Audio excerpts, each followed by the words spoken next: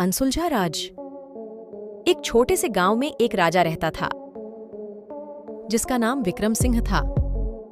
राजा विक्रम सिंह ने अपने गांव को अमीर और सुखी बनाने का सपना देखा। एक दिन उन्होंने गांव के सभी लोगों को एक महान सच्चाई के बारे में बताने का निर्णय किया। राजा विक्रम सिंह ने कहा, यह सच्चाई हमारे गांव की सबसे बड़ी धन संपदा है और इसका नाम है अनसुलझा राज। गांव के लोग हैरान और उत्साहित हो गए।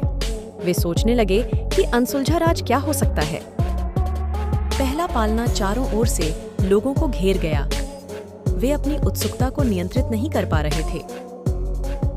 राजा विक्रम सिंह ने अपने विशेषज्ञों से उनसे एक नई शैली में अनसुलझा राज के बारे में बताने को कहा। वे सब सोचने और ध्यान से सुनने लगे।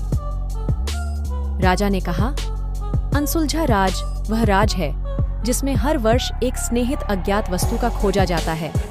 जो व्यक्ति उसे पहचानता है वही राजा बन जाता है। लोग अब भी समझे नहीं। अब सभी के मन में सवाल उठ रहे थे कि वह स्नेहित अज्ञात वस्तु क्या हो सकती है। एक साल बाद जब गांव में फिर से अनसुलझा राज का समय आया, राजा ने गांव के सभी नागरिकों को एक लंबा सफर पर भेजा। उन्हें यहाँ वह स्नेहित अज्ञात वस्तु ढूंढने के लिए भेजा गया था। सफर के दौरान लोगों ने एक दूसरे की सहायता किया और एक दूसरे के साथ विश्वास का संबंध बनाया।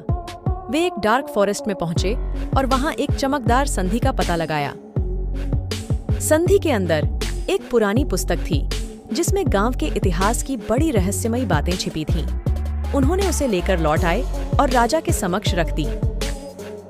राजा विक्रम सिंह ने उसे खोला और देखा कि यह पुस्तक ही वह स्नेहित अज्ञात वस्तु थी जिसके बारे में वे लोगों को बताया था। लोगों का उत्साह देखकर राजा ने कहा, यह पुस्तक ही हमारे गांव की सबसे बड़ी धन संपदा है।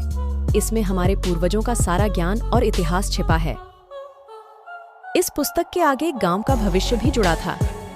लोगों ने अपने साथी के साथ मिलकर अपने गांव का भविष्य सुरक्षित किया। इस कहानी से हमें यह सीखने को मिलता है कि सहयोग और विश्वास के साथ हर कठिनाई को पार किया जा सकता है। जब हम साथ मिलकर काम करते हैं तो हम किसी भी मुश्किल को आसानी से पार कर सकते हैं। और यही है अनसुलझा राज की सच्चाई। The end।